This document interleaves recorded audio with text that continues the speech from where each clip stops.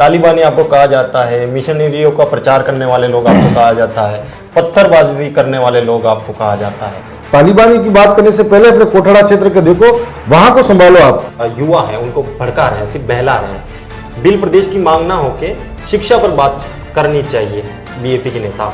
ऐसा नहीं है कि मैं सिर्फ एक सामाजिक रूप से मैं कह रहा हूँ कि मैं बिल प्रदेश तो चाहिए, लेकिन शिक्षा व्यवस्था सही होनी। तो क्या आपको लगता है कि बिल प्रदेश बनाना इतना आसान होगा जितने आसानी से ये बातें की जा रही, क्योंकि दूसरे समुदाय भी रहते हैं। आज आप मांग कर रहे हो सकता है कल वो आपके विरोध में मांग करें। नमस्कार, मैं हूं पंकज कुमार और आप देख रहे हैं टीम टीएसपी और मेरे साथ आज दरियावत के विधायक थावरचंद जी डामोर हैं। बीएपी के नेता या बीएपी पार्टी और आदिवासी लोग जब ये मांग उठा रहे हैं कि बिल प्रदेश बनना चाहिए, तो कुछ कमेंट आते हैं कि जो नेता है बीएपी के, वो जो आदिवासी समुदाय के युवा हैं उनको भड़का रहे हैं, सिर्फ बहला रहे हैं। बिल प्रदेश की मांग ना होके शिक्षा पर बात करनी चाहिए बीएपी के नेता को। मैं ये बताना चाहूंगा, इसी सदन के अंदर खड़ा होकर मैंने बिल प्रदेश की मांग भी करी, इसी सदन में खड़ा होकर मैंने नौजवानों के छात्रवृत्ति की मांग भी करी, इसी सदन से मैंने स्कूलों की स्थिति अवगत कराई, इसी सदन से मैंने कॉलेज की मांगे भी करी, इसी सदन में खड़ा होकर मैंने स्कूलों के झज्जर हालात, और इसी सदन में खड़ा होकर मैंने शिक्षकों के जो कर्मोन्नत करवाने की समस्या है, जो यहाँ पर नर्सिंग कर रहे हैं उनकी समस्या है, तमाम वर्ग जो यहाँ पर खाना बनाने वाले रसोई में है, स्कूलों के अंदर आंगनबाड़ी में, उनकी समस्या है, वो भी सदन के पटल पर की है। ऐसा नहीं है कि मैं सिर्फ एक सामाजिक रूप से मैं कह रहा हूँ कि मैं बिल प्रदेश तो चाहिए, लेकिन शिक्षा व्यवस्था सही होनी चाहिए। हम चाह इसलिए रहे बिल प्रदेश की हमारी व्यवस्था सुदृढ़ हो, संविधान में मिले हुए अधिकार हमारे धरातल पर लगू। हाँ, बिल प्रदेश से क्या फायदा होगा, वही पूछ रहा हूँ। बिल प्रदेश क्यों बनना चाहिए और आपको क्या लगता है क्या फायदा होगा उससे? सबसे पहले तो आज आप देख रहे हो बिल प्रदेश एक सेपरेट स्टेट बनता है, तो सबसे खास बात यह है कि आदिवासियों के जल जंगल जमीन सुरक्षित रहेगा, क्योंकि 5वीं अनुसूची के अंतर्गत 244 आर्टिकल 1 और आर्टिकल 13(3) का, इसके माध्यम से हम उस इलाके की जमीन सरकार की भी नहीं हो सकती। तो फिर इस तरह के टेंडर लग रहे हैं, नीलामी आदेश आ रहे हैं और आदिवासियों को यहाँ से विस्थापित होना पड़ रहा है इस इलाके से। लेकिन सरकारें दोनों कान पर इधर से पकड़ो या इधर से पकड़ो एक जैसी हैं, उनको आदिवासी की जिंदगी की कोई कीमत महसूस नहीं होती है। चाहे आप यहाँ का देख सकते हो, बांसवाड़ा का अभी जो भूकिया जगपुरा है, सोलर प्लांट बन रहा है, और यहाँ पर आपके पास में हमारे दरियावत विधानसभा में भी भू वैज्ञानिक सर्वेक्षण हो रहा है और कई खनन हो रहे हैं, आदिवासी को विस्थापित कर रहे हैं वहां से। तो बिल प्रदेश बन जाएगा तो ये सारी चीजें बंद हो जाएगी। तो हम लोग उस संवैधानिक 5वीं अनुसूची को तरीके से लागू करेंगे, और फिर अगर कहीं खनन होगा तो 25% उसका मालिकाना हक उस व्यक्ति को मिलेगा जिसकी जमीन है। तो बिल प्रदेश की मांग आप उठा रहे हैं, तो क्या आपको लगता है कि बिल प्रदेश बनाना इतना आसान होगा जितने आसानी से ये बातें की जा रही, क्योंकि दूसरे समुदाय भी रहते हैं। आज आप मांग कर रहे हो सकता है कल वो आपके विरोध में मांग करें और धरने हो, तो इन सब चीजों के लिए प्रिपेयर हैं आप और कितने तैयार हैं इन सब चीजों के लिए? मैं ये मानता हूँ कि कोई भी काम बड़ा करने जाओ तो बिना संघर्ष के, बिना कुर्बानी से कुछ नहीं होता। मेहनत करनी पड़ेगी और लंबा संघर्ष हो सकता है, लेकिन बिल प्रदेश अगर बनता है तो हम लोग किसी समुदाय को नुकसान थोड़ी पहुंचा रहे हैं। अगर बनता है तो उस समुदाय के अंदर यहाँ पर रहने वाले सारे लोग सुरक्षित रहेंगे, सारे लोग सक्षम बनेंगे, चाहे वो किसी भी समाज से हो। बिल प्रदेश की मांग जैसे तेलंगाना बना था, ये तेलंगाना जब बना था तो उस तेलंगाना को भाषा के आधार पर बनाया गया है। अच्छा, तो यहाँ पर भी एक जैसी भाषा, एक जैसी संस्कृति के लोगों को एक साथ मिलाकर बना के नहीं सकते। जब देश के अंदर अंग्रेजों के समय में एक नक्शा तैयार होता है बिलिस्तान के नाम, बिल प्रदेश के नाम से, और ठीक 17 नवंबर 1913 को मानगढ़ पे जो यहाँ के गुरु गोविंद महाराज हैं, इनका एक सपना था कि इन सारे लोगों को सांस्कृतिक रूप से, सामाजिक रूप से एक है, इनको जोड़ के एक प्रदेश बनाया जाए। ठीक है। तो उनकी मांग के लिए वो लोग गांव-गांव में जन जागरण करते थे और मानगढ़ की धोनी पर जाकर बड़ा एक बार आंदोलन सम्मेलन कर रहे थे। वहां पर अंग्रेजों ने उनके सपनों को कुचल कर उनके ऊपर अंधाधुंध गोलियां चलाई थी। जलियांवाला बाग हत्याकांड हुआ था, हम पढ़ते हैं इतिहास के अंदर, पूरे देश के अंदर हाईलाइट कर रखा है। तो ये मानगढ़ की पहाड़ी पर 1500 से ज्यादा आदिवासी शहीद हुए, रिकॉर्डेड 1500 से ज्यादा, लेकिन पता नहीं कितने लोग मरे हैं। तो उनका जो पुरखों का सपना था, ये हमारा अभी का सपना नहीं, बहुत पुराना है, उसी सपने को हम फिर से साकार करने की कोशिश कर रहे हैं। Collector bill, IAS bill, SP bill, teacher bill, तो अगर सब कुछ बिल, तो बिल प्रदेश में जो अन्य लोग हैं वो कहाँ जाएंगे? भील प्रदेश, राजस्थान, चाहे वो तेलंगाना के अंदर, क्या तेलंगाना बोलने वाले लोग या तेलंगाना के अंदर एक ही कास्ट के थोड़ी ले रहे हैं। हाँ वही। तो भील प्रदेश के अंदर भी किसी का कोई नुकसान नहीं है, चाहे वो कौन सी भी जाति का हो, चाहे कौन से भी धर्म का हो। उसे अगर प्रदेश बनता है तो सभी को बराबर फायदा होगा। जितना अधिक विकास होगा तो हर वर्ग को फायदा मिलेगा जो जिस जगह है। मतलब भील प्रदेश की मांग बेसिकली ये है ना कि छोटा तो राज्य ये होगा, थोड़ा, एक आ या जाता तो है- मैं ये बता सकता हूँ, या तो समझ में कमी हो सकती है किसी की सब कुछ भील, हाँ या मेरे हिसाब से ये हो सकता है कि कुछ लोग जानबूझकर ऐसा माहौल पैदा करने की कोशिश कर रहे हैं। जो मानगढ़ में हुआ उसके बाद बाबूलाल खराड़ी जो है टीएडी मंत्री है ना, उन्होंने कहा कि यहाँ पर तालिबानी गतिविधियां हो रही हैं और हिंदू के विरोध में बोलने वाले तुम किसकी औलाद, ये बाप पार्टी के लिए कहा गया। एक चीज और कहा गया कि रोध के नेतृत्व में चल रहा ईसाई मिशनरियों का प्रचार, तालिबानी आपको कहा जाता है, मिशनरियों का प्रचार करने वाले लोग आपको कहा जाता है, पत्थरबाजी करने वाले लोग आपको कहा जाता है, ये चीजें आपके लिए कही जाती है। और टीएडी मंत्री ने तो विधानसभा में ये तक कहा है कि भील प्रदेश का जो मांग है उसको हम आगे नहीं भेजेंगे और उस पर कोई चर्चा नहीं होगी ऐसा। सबसे पहले तो मैं ये बताना चाहूंगा, हाँ ये बोल बाबूलाल जी रहे लेकिन मानसिकता किसी और की है। अच्छा। मानसिकता ये है कि उनको कोई बुलवा रहा है, या फिर ऐसा कह सकता हूं कि इनकी पार्टी के लोग ये बुलवा रहे हैं, क्योंकि मानगढ़ के अंदर जो ऐतिहासिक सम्मेलन हुआ वो इतना बड़ा विशाल था कि मैं तो गया नहीं था, लेकिन लोग बता रहे थे, कहीं आपके जैसे मीडिया साथी से भी पूछा था, 10-12 किलोमीटर तक जाम लगे हुए थे चारों तरफ से, और 10 लाख के आसपास कुछ लोग आए, कितने इतने बता रहे हैं। तो इनका धरातल भी खिसक गया, इनकी जमीन खिसक गई। अब उनके पास कोई बीजेपी की तरफ कोई मुंह घुमाने को तैयार नहीं है, तो घबरा के बरगलने वाले बयान दे रहे हैं और हताश परेशान हैं। साथ में ये बताना चाहूंगा कि बाबूलाल जी के थोड़े दिन पहले एक बार में खबर आई कि झाड़ोल के कोटड़ा, जो बाबूलाल जी की विधानसभा है मंत्री जी के, वहां से 3 महीने के, 6 महीने के, 6 महीने के, 8 दिन के बच्चों को बेचा जा रहा है दिल्ली तक। उससे पहले भी आपने खबरें लगातार देखी होगी कि जिस प्रकार से यहाँ की बहन बेटी को गुजरात में बेचा जा रहा है। ठीक है। वही बाबूलाल जी 5 बार विधायक रहे और इस बार मंत्री हैं। हाँ। उनके क्षेत्र की ये स्थिति है। कौन चाहता है अपने कलेजे के टुकड़े को, कौन चाहता है कि अपनी औलाद को मैं किसी और के हवाले करूं या बेचूं, लेकिन दिल पे पत्थर रख के वो बेच देता है। किस लिए बेचता है? 2 वक्त की रोटी के लिए। तो उनकी हालात ये, मजबूरी है। तो बाबूलाल जी ने करा क्या है आज तक? क्यों नहीं बोलते कि मेरे क्षेत्र के अंदर, आज मैं कोटड़ा के अंदर उस इलाके में गया हूं जहां पर चुनाव के दौरान तो ऐसी स्थिति भी देखी है मैंने। वहां पर पानी की सुविधा नहीं है, लोग तरसते हैं। वहां पर मूलभूत सुविधा ठीक है, वहां सड़कें नहीं है, वहां बिजली की व्यवस्था नहीं है, वहां पर स्कूलों के हालात ऐसे हैं कि कौन कब मौत के लिए नीचे आ जाए, कोई भरोसा नहीं है। और यहाँ पर सिर्फ हिंदू मुस्लिम की बात करेंगे, तालिबानी की बात करेंगे। तालिबानी की बात करने से पहले अपने कोटड़ा क्षेत्र को देखो, वहां को संभालो आप कि उसकी स्थिति क्या है। रही बात आपको मंत्री बनाया, दोबारा अवसर मिला नहीं मिला, उससे पहले कम से कम उस इलाके को तो सुधारो। और साथ में कहूंगा, सदन के अंदर इन्होंने कहा ये तो अभी बने हैं विधायक, लेकिन इनसे पूर्व मध्य प्रदेश के अंदर भाजपा के ही सरकार में वहां के जनजाति मंत्री कांतिलाल भूरिया जी कहते हैं कि भील प्रदेश की मांग जायज है। और इस राजस्थान के अंदर इनसे पूर्व में 2 से 3 बार मंत्री बने नंदलाल जी मीणा, उन्होंने ये कहा है कि भील प्रदेश की मांग सबसे पहले उन्होंने भी राजस्थान के उठाई है। तो मंत्री जी कौन होते हैं ये सब कहने वाले? तो इसका विरोध करते हैं। इनके पार्टी के वरिष्ठ लोग, वरिष्ठ जो इनसे कल से इनसे ज्यादा तरीके से इस समाज को देके गए, इस क्षेत्र को देके गए, वो उन्होंने समर्थन किया है, ये कौन होते हैं? और जब बात यह आती है कि उन्होंने कहा कि तालिबानी है, इस तरह से ईसाई मशीनें चल रही है, तो 1931 की जनगणना के अंदर आदिवासियों की स्थिति क्या थी और 1951 तक क्या स्थिति थी, और 51 के बाद में आपको किस में डाला गया? यदि ये बताए, बाबूलाल जी के 2 पत्नियां और 8 बच्चे हैं, तो क्या ये हिंदू विवाह अधिनियम के अंदर आते हैं? अगर आते हैं तो बाबूलाल जी उसके अंदर शामिल हो, और नहीं आते हैं तो ये बोलने का हक नहीं है कि आप हिंदू हो या नहीं हो। और मैं बताता हूं, आदिवासियों के अंदर हिंदू विवाह अधिनियम को लागू नहीं है, और आदिवासियों के अंदर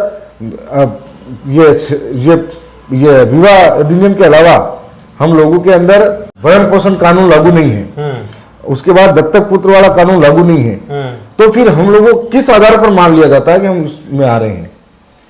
ये बात अलग है कि सारे धर्मों की हम आदर और सम्मान करते हैं, लेकिन हम जो जिस विचार को मानते हैं वो हमारी मर्जी। कौन हो सकता है उनको जबरदस्ती? जो आदिवासी ईसाई भी बने हैं, आदिवासी हिंदू भी बने हैं, आदिवासी मुस्लिम बने, उनको अलग करो। गणेश गगोरा जी ने विधानसभा में एक स्टेटमेंट दिया। उन्होंने कहा कि महुआ की जो शराब है वो आदिवासी को 8 लीटर या ऐसा कुछ समारोह में रखने की इजाजत दी जाए। तो कुछ लोग इस पर बोल रहे हैं कि ये आदिवासी जो नेता है या फिर आदिवासियों के लिए जो मांगे हैं ये कुछ भी उठाई जा रही है, विधानसभा को मजाक बना दिया जा रहा है, एक तरीके से कुछ भी बोला जा रहा है, वहां पर कैसी भी मांग उठाई जा रही है। इस स्टेटमेंट को आप कैसे देखते हैं? क्या मांग जायज है? ऐसी मांगे होनी चाहिए? देखो, मैं एक चीज कहना चाह रहा हूँ कि यहाँ तो आदिवासी क्षेत्र के अंदर अंग्रेजी शराब को पूर्ण रूप से बंद करना चाहिए। ठीक है। दूसरी ये कहना चाह रहा हूँ, आदिवासी के कल्चर के अंदर महुए की शराब आती है, वो इस प्रकार से आती है कि चाहे वो हमारे कोई पुरखाई देवरा है उसके अंदर हम धार चढ़ाते हैं, चाहे हमारे विवाह वगैरह होते हैं हम उसका सेवन करते हैं। और ये मतलब ये कोई नई बात नहीं है, शहरों के अंदर बड़े स्तर पे ठेके चलते हैं तो वो कोई कोई पीता होगा तो ही बिकते होंगे। तो यहाँ पर आदिवासी सेवन करते हैं तो करते हैं, इसमें कोई वो बात नहीं है। तो उसके नाम पर होता यह है कि सरकार का आदेश कभी भी आता है कि भाई आपके यहाँ पर अवैध शराबें जहाँ बिकती हो तो आप मुफ्त में बना के लाओ। क्यों नहीं बिकती होगी? बिकती होगी आपके क्षेत्र के अंदर। तो ऐसे मामले में हमेशा आदिवासी इतने महंगा 800-1000 की बोतलें खरीद कर कोई मेहमान आए तो नहीं पिला सकता, कोई पीने वाला है। तो ऐसे वक्त में 2-4 बोतल यहाँ तो देवी देवता पूजा पे या फिर कोई मेहमान आए उसको कभी मनवार करने के लिए रख दे तो पुलिस वाला या कोई भी आबकारी वाला आएगा तो उस गरीब को पकड़ेगा और गरीब को 2-3 बोतल की वजह से उससे हजारों का नुकसान करवाएगा। लेकिन बड़े बड़े जो लोग हैं, बड़े बड़े ये शराब माफिया है, उनकी तरफ वो मुड़ कर नहीं देखते हैं। इसीलिए गणेश जी ने ये मांग उठाई थी। मैं समझता हूँ कि कुछ हद तक सही भी है। तो हानिकारक नहीं होती है महुआ की शराब? महुए की शराब ज्यादा पियो हानिकारक है। हानिकारक मतलब ज्यादा सेवन नहीं करना है ना? एक चीज बताना चाहूँ, महुआ एक ऐसा फल है जो शुरुआत में एक डोलमा कहते हैं हमारी भाषा में, वो होता है, तब उसको लोग इस्तेमाल करते हैं तेल के रूप में। जब महुआ गिरता है तब उसको करते हैं खाना, रोटी तक वो जैसा बना के खाने के इस्तेमाल में। और जब इसको ओरिजिनली निकालते हैं तो इसको मतलब ये बाप दादा कहते हैं कि ये कम मात्रा में कभी कभी सप्ताह भर महीने में कोई लेता है तो एक दवाई के रूप में भी इस्तेमाल होता है। और जब कोरोना के समय में लोगों ने खूब पिया इसको। ठीक है। वो डायलॉग है परेश रावल का, दारू नहीं दवाई है, वो वाली चीज है ना। ठीक है। तो, लेकिन एक चीज है, मैं इस इलाके के दारू के नाम पर एक संदेश देना चाह रहा हूँ। शराब एक हानिकारक चीज है, नहीं पीनी चाहिए। और मेरे क्षेत्र अभी हम जो देख रहे हैं कि अंग्रेजी शराब टोटली मिलावट है। देसी शराब जो दूसरों के यहाँ बिकती है वो भी मिलावट है। अलग अलग तरीके की चीजें आती है आजकल, 2 बूंद कुछ और डालते हैं, कुछ और ऐसी चीजें डालने से वो शराब हमारे शरीर में जब जाती है तो हजारों तरह के रोग पैदा करती है। 40-50 वर्ष की उम्र में हमारे शरीर के अंदर के हिस्से सारे खत्म कर देती है। तो उन चीजों को नहीं पीना चाहिए। मैं कहता हूँ अंग्रेजी शराब को पूर्ण रूप से छोड़ दो। बजट पर बोलने का मौका आया और बजट पर आप बोले भी, और ये बोले कि दरियावत को जो आपको चाहिए था वो दरियावत को नहीं मिला। क्या क्या तो आपकी मांगे थी और क्या निराशा आपको हुई बजट में, और बजट पे आपका क्या कहना है? मुझे मूलभूत सुविधाओं की मांगे थी, सड़कें, फिर उसके बाद पानी की सुविधाएं, बिजली, और खासकर शिक्षा की व्यवस्था में सुधार। यहाँ के लोगों को ये सब मिले, कॉलेज मिले, विद्यालय जर्जर हैं तो उसके लिए बजट मिले। लेकिन बजट पूरी तरीके से उम्मीदों से पानी फेरने वाला था। और ये सिर्फ मेरे साथ नहीं हुआ। भाजपा की सरकार ने विपक्ष को कमजोर करने के लिए कांग्रेस को कुछ नहीं दिया, जितने भी निर्दलीय विधायक थे उनको कुछ नहीं दिया, और भारत आदिवासी पार्टी के विधायकों को कुछ नहीं दिया। तो ऐसा होता है क्या बजट के अंदर भी कि बीजेपी के विधायक है तो उनको अच्छा दे, निर्दलीय को कम दे? बिल्कुल हुआ है इस बार। और फिर बीजेपी बता रही है कि हमको अच्छा बजट मिला। अच्छा वही बता रहा है जिसको मिला है, और विपक्ष पूरा ये बता रहा है हमको कुछ नहीं मिला, हमारे साथ धोखा है। और ये बजट पूरी तरह से एक अंधेरे में रखने वाला है। तो मतलब अगर ऐसा हुआ है तो इससे क्या संदेश देना चाह रहे हैं कि अगर आप निर्दलीय को जिताएंगे तो आपको सुविधाएं नहीं मिलेगी, ऐसा? मेरे को नुकसान नहीं किया है। यहाँ नहीं, जनता को यही मैसेज पहुंचाना चाहिए क्या कि भाई आपको नुकसान है अगर निर्दलीय को जिताएंगे तो? सरकार ये चाहती है कि सबसे बड़ी बात है वो आदिवासी को ऊपर लाना नहीं चाहती, इसलिए इस इलाके के अंदर आदिवासी को अगर अच्छी व्यवस्था शिक्षा की, सड़कों की, पानी बिजली करना चाहती तो कर सकती थी। चलो मेरे माध्यम से करे या कैसे भी करे, लेकिन यहाँ के लोगों के लिए व्यवस्था करें। सरकार आदिवासी के हित में चाहती नहीं कि आदिवासी आगे आए। यहाँ के जो लोग हैं ट्राइबल क्षेत्र के अंदर जो किस हालात में रह रहे हैं, कैसे रह रहे हैं, इनके लिए कोई बेहतर प्रावधान हो। इसलिए अगर मुझे नहीं दिया तो कोई बात नहीं, सरकार उनके नाम से कुछ देती, मेरे विधानसभा क्षेत्र के लोगों से थोड़ी दुश्मनी है। चलिए, यही बात बाड़मेर के विधायक ने बोली, रविंद्र सिंह भाटी आपके जस्ट पीछे बैठते हैं, और भील प्रदेश में बाड़मेर को भी बताया गया है कि बाड़मेर को भी लेने वाला है। इस बारे में चर्चा हुई रविंद्र सिंह भाटी से कि भाई रविंद्र सिंह भाटी ने चर्चा करी बाड़मेर को लेके या भील प्रदेश को लेके, या क्या कुछ चर्चा हुई रविंद्र सिंह भाटी के साथ? नहीं, इस बारे में नहीं होती। बाड़मेर का कुछ आंशिक इलाका है जहाँ पर गुजरात से टच है। हाँ। तो वहाँ कुछ इलाका ऐसा है जो चाहते हैं लोग कि इस इलाके में रहे। अच्छा। और भाटी जी से ज़्यादा मेरी चर्चा नहीं होती। कभी वो बोलते हैं उनके मुद्दों पर, मैं मेरे मुद्दों पे। जब एक दूसरे के मुद्दों पर हम अच्छा बोलते हैं तो एक दूसरे की तारीफ करते हैं। रतनपुर बॉर्डर का भी आपने मुद्दा उठाया विधानसभा में, वो क्या मुद्दा है? हाँ, रतनपुर बॉर्डर पे अक्सर मेरे नौजवान युवा साथी जो बहुत सारे इस इलाके पे यहाँ से पलायन करते हैं मजदूरी के लिए, अहमदाबाद है, बम्बई है, तो इस इलाके से सबसे ज़्यादा जाते हैं। और उनकी ये स्थिति मैं जानता हूँ, जब वहाँ से कमा के लाते हैं, जब वापिस जाते हैं तब यहाँ तक फोन तक गिरवी रखना पड़ता है उनको किराए के लिए, या बाइक गिरवी रखते हैं, कैसे तैसे पैसा इकट्ठा करना पड़ता है, फिर वहाँ जाते हैं। जब वापस आते हैं तो साधन ही नहीं है हमारे इलाके में आने के लिए। ऐसे वक्त में वो लोग ये सोचते हैं हम पैसा बचाएं और गाँव से गाड़ी बुलाएं, तो 10-15 मिलकर गाड़ी को बुलाते हैं किराए पे। वहाँ से जब गाड़ी आती है तो रतनपुर बॉर्डर पे मैं पिछले 2-2.5 साल से देख रहा हूँ, आरटीओ और डीटीओ द्वारा इतनी लूट मचा रखी है कि किसी भी गाड़ी पकड़ी तो इसको रोका, छोटे से कागज के लिए भी उसके साथ इतने भारी चालान बनाएंगे, 1 लाख के, 50,000 के। जो इतना बड़ा होता है, इतना बड़ा होता है, तभी मैंने वहाँ सदन तक ये बात पहुंचाई। और ये इतना बड़ा काम होता है तो सोचने वाली बात यह, जो आदमी बेचारा खेत गिरवे रख के या कुछ गिरवे रख के या फिर पैसे ब्याज में लाके कोई साधन लाता है और अचानक से वहां पर पकड़ के 1 लाख 1.5 लाख रुपए वसूले जाते हैं, तो साधन की भरपाई कब करेगा और उसकी भरपाई कब करेगा? उसका तो खत्म ही हो गया। इसलिए ये हमेशा होता रहता है। अच्छा, एक सोशल इशू मैं आपके माध्यम से और इस वीडियो के माध्यम से भी लोगों तक पहुंचाना चाह रहा हूँ। सिर्फ आपकी विधानसभा में या मेरी विधानसभा में या राजस्थान में नहीं, पूरे भारत में एक बहुत तगड़ा वायरस फैलता जा रहा है। मोबाइल तो है ही सही, और मोबाइल के साथ साथ एप्स, बेटिंग एप्स, बच्चे उनके आदी हो रहे हैं और लगातार गेम खेलते जा रहे हैं और पैसे डाल डाल के गेम खेल रहे हैं, मतलब बेट लगा रहे हैं, सट्टा लगा रहे हैं, और कई लोग इसमें बर्बाद हो रहे हैं। तो एक तो ये कि नहीं खेलना चाहिए, ये तो चीज़ है ही सही, लेकिन इस चीज़ को क्या विधानसभा तक पहुंचाएंगे और ऊपर तक मतलब हाईलाइट हो जाए इशू? और नरेंद्र मोदी जी अगर टिकटॉक जैसी ऐप को बैन कर सकते हैं तो क्या बेटिंग एप्स को बैन नहीं किया जा सकता? बैन किया जा सकता है। हाँ। और इसके कई घातक परिणाम सामने आ रहे हैं।